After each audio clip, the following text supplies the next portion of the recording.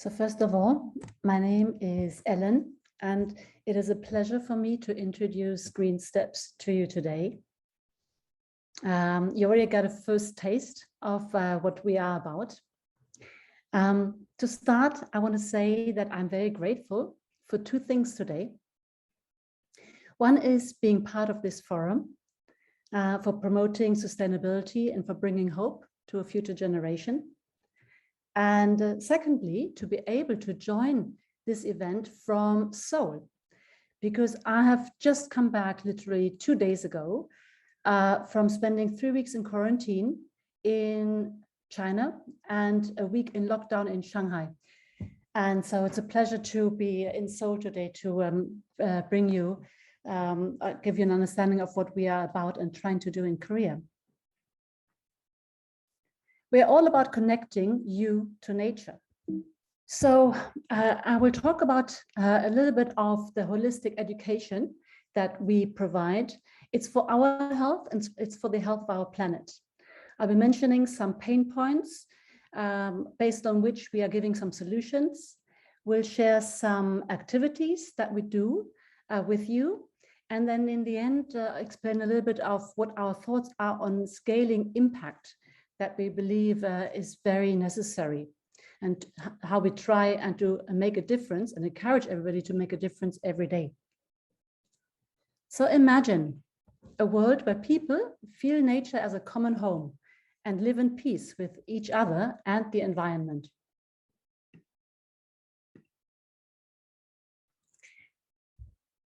I'm showing you here a picture of what are called carpenter ants.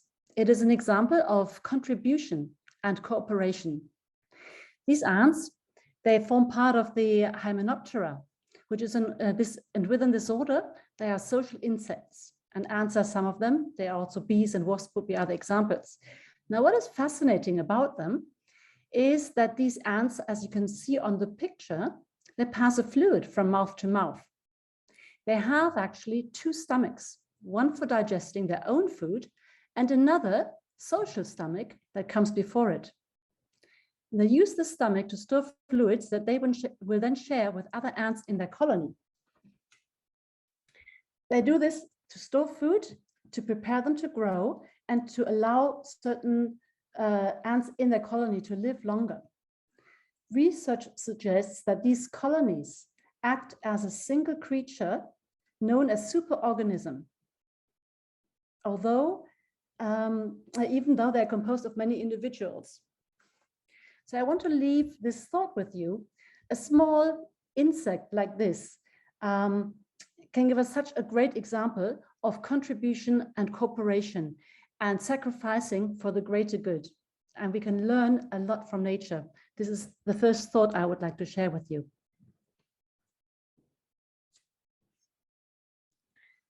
Now, I'm a nature guide.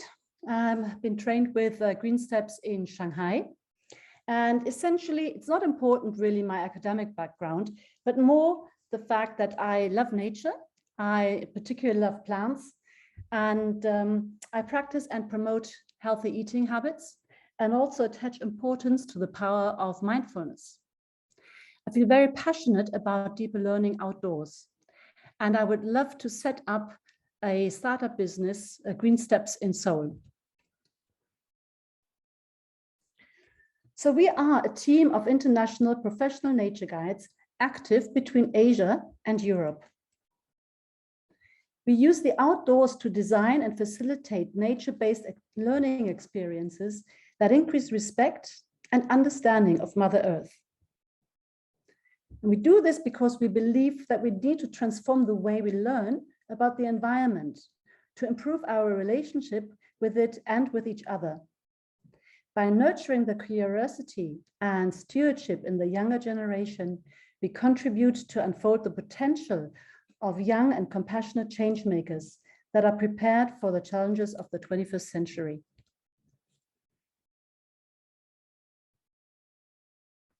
Green Steps provides services on 3 levels. On a local level, we offer outdoor activities for children and local community events. This means delivering a program of events for children and their parents, schools, kindergartens, or companies to develop an ecological mindset. On a regional level, we deliver nature guide and specialty skills trainings, making nature education an accessible and successful career path for adults.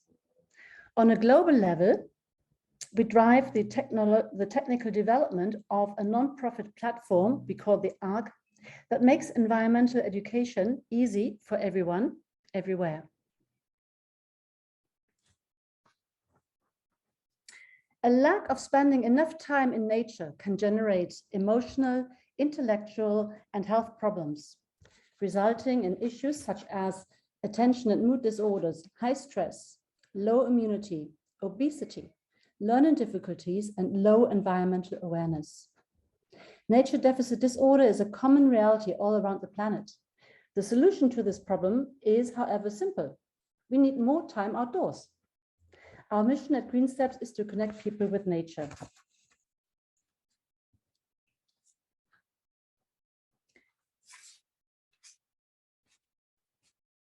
By inspiring a sense of belonging to the world, nature education provides a meaningful ground to build healthy relationships between people and the environment. It is a space of infinite resources that adapt to everyone's learning needs. It encourages play and development of healthy, balanced individuals. And it inspires endless curiosity and a love of learning. The speed by which humans destroy biodiversity, exhaust natural resources, and affect larger ecological processes, such as climate, water, or carbon cycles, requires that future generations have an in-depth understanding of the interdependence of all life forms and develop a society that makes ecological restoration a pillar for survival. So what are the pain points? For a major part of the society, education is almost exclusively based on indoor academics, digital literacy, and profit-oriented. Our relationship with the environment is pushed to a corner, and isolation from our peers and the environment is growing. This results in the alienation of the upcoming generations with little emotional development, low social skills, and zero or little awareness of the environment. However, the younger generations are the ones that will suffer the consequences of the environmental crisis most. By creating positive experiences in nature, we strengthen our connection with the outdoors. Our services unite communities around the topic of education for sustainable development. And together, we build relationships based on respect, compassion, and kindness for all life forms. Why is this important? Because our health is intrinsically related to the one of our environment and those around us. Let me give you some examples here now of the activities that we offer. I want to add actually one thing, which is to remind everybody that the scale of the changes ahead of humanity during the 21st century call for our capacity to respond with resilience, empathy, and kindness as core competencies to handle the global challenges of an increasing world population, sea level rise, and new pandemics. So what are we doing then on a local level about this? What can we offer? These are pictures of some of our activities. We have a whole curriculum, a range that we developed over the years. Typically, they last 2.5 to 3 hours. And we group the children into different age groups, starting as young as 1.5 years old. Our main target group being 3 to 6 years old. And one nature guide will work with 6 children. So we're relatively small groups because we need to be to offer what we have in mind. So we have a range of regular activities that we can offer through the seasons. But also, upon requests, we can offer camps, community events, school programs, birthday parties, these types of things. And just to mention a few, I will introduce a couple more specifically, but there are activities that center around nature art, insect hunts, outdoor skills. That would be, for example, to learn how to do knots and build shelters, to make your own bow and arrow, orientation skills, these type of things. So these are our local events. We have two signature activities, which I would like to introduce. One of them is called Plastic Pirates. So here we practice environmental stewardship. We learn about the scope and the scale of plastic pollution and why its impact affects our lives and the life of future generations. And this is really important. So it's more than a beach cleanup, because it will make you realize not only that there is so much rubbish and so much trash around, but also how that affects your health and your life. And thinking back to how is it that we produce so much in the first place, and what do we have to do in response of that? Because the beach cleanups, actually we do beaches, rivers, we go into forests and also lakes, depending on where we find all this trash. But of course, this is not a solution. This is just it's important that we do it, but we need to start a lot earlier in our awareness and produce a lot less waste in the first place. So this is, the kids love this sort of thing, and we sometimes do it as a community event as well, the Plastic Pirates, because we also then weigh the trash and we record how much we have collected over the weeks, months, or years. Here it's an example of doing the same thing, but on a lake. And so it's a great activity to firstly understand that whole link of our lifestyles and then how this pollution that we create. But also you learn how to navigate a lake in kayaks. So this is also a very popular activity that we do on a lake outside of Shanghai. Another of our signature activities is the Plants and Friends, where we learn in a fun way about the wonders of nature in our neighborhood, and understanding how green spaces play a crucial role in supporting life on the planet and bringing direct benefits to us and all other living creatures.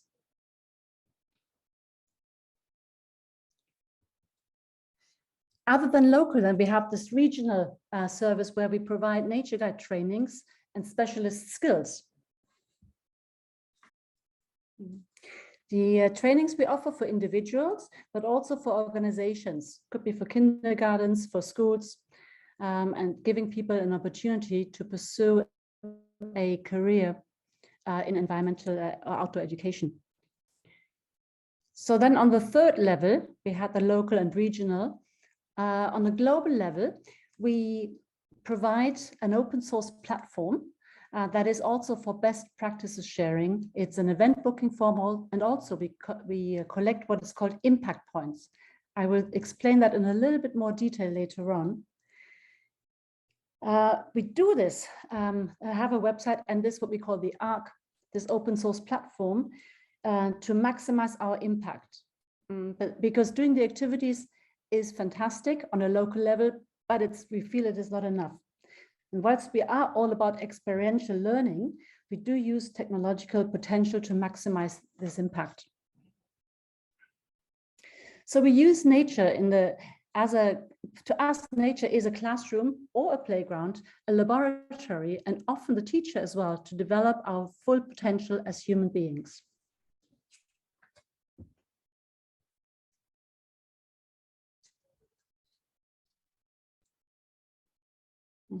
Nature pedagogics is a holistic learning process where learning happens outdoors through hands-on experiences that foster well-being, appreciation for nature, and an understanding of the environment.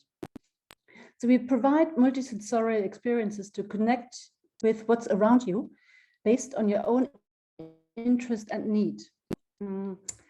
Our method looks at exploring and building intelligences, like an ecological intelligence, which is how to deal with our home, planet Earth, an intrapersonal intelligence, how to deal with oneself, and in interpersonal intelligence is how to deal with others. So this concept goes beyond what we usually understand as environmental education, in that it includes learning about nature, for nature, and in nature. So we're looking at developing the social, physical, intellectual, communication, emotional, and spiritual skills of our participants. There are many benefits to be had from this. If you spend time repeatedly in nature-based education programs, this will help to develop into well-balanced individuals and bring long-lasting benefits that reflect in all areas of our personal development, including at home and in school. We recognize that outdoor activities, in particular during early childhood, have important, very important benefits that cannot be replaced or recovered later on. Things learned during this age will have a deep impact on our behavior, and we're looking at 0 to 6 years. This is the critical age that we feel. So, some of the benefits of nature-based education then include building self-confidence and self-esteem, a sense of belonging, curiosity, social and emotional intelligence, creativity and imagination, building resilience, autonomy, and stewardship for the environment. Through our work, we invite you to learn skills to respond to future challenges brought about by the climate crisis. Join the ARC, our open source platform. And when I mention the ARC, this is a short form. This stands for A is activate body and mind through experiential learning. The R stands for restore planet and people. And the K stands for know your bioregion, because knowing is loving, and loving you would protect. So that's why we call it the ARC, but it's our open source platform. And integrate environmentally responsible behavior into your life every day. Together, we can be working on a healthier you and a healthier planet. So let me just, then towards the end, give you a brief example of what this looks like, this ARC that we call this platform that we have. This is our Seoul website. So you can see here that the website has 355 impact points, we call them. And so this is directly linked to the amount of time that you spend outdoors. So for every hour that you spend outdoors or in nature-based activities, you receive 10 impact points. So this is a young website. I've only created it recently. It's also linked to the UN developmental goals and also shows our learning paths. We have 15 learning paths to choose from. So this is our Shanghai website by comparison. So here you see impact points are nearly 58,000 because we've been going for a few years in Shanghai now. You can also see that just over 1,400 kilograms of trash have been removed around forests, lakes, and the ocean in Shanghai. Then we also have headquarters in Austria, and so they have collected about 700 kilograms so far and about 12,000 impact points. So they are a bit newer than Shanghai. And then I'm the latest one starting or trying to start this in Korea. Then on this platform, everybody who participates and all facilitators and nature guides have their own personal profile page. And there you can see your levels of achievements and qualifications through badges, your favorite learning paths, your impact points, and so on. So it's a sort of gamified way of representing and showing how much impact you have achieved over time. So the reason we have created this platform is all about scaling impact, a bit like building a Khan Academy, but for social and ecological intelligence. in a decentralized communities and supported by appropriate technology. So building your own profiles on an activity level, you can design, promote, and sell events and courses. And communities, you can manage members and user roles, and you have a library of shared best practices in the education of sustainable development area.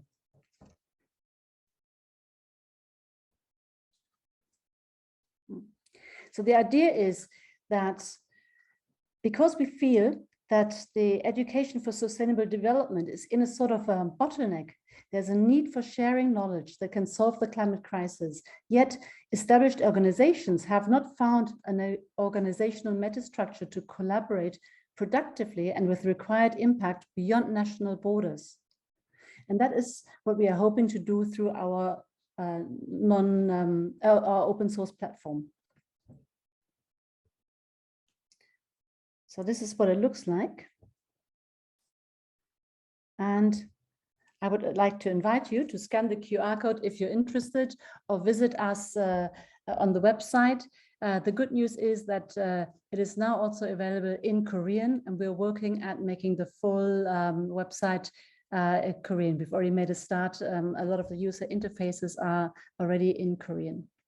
So thank you very much for your interest, and I hope to be able to connect a lot of organizations that are working in this field, because together we can achieve a lot more. That collaborative learning and collaborative knowledge is just so much more valuable, and that's what we're hoping to do.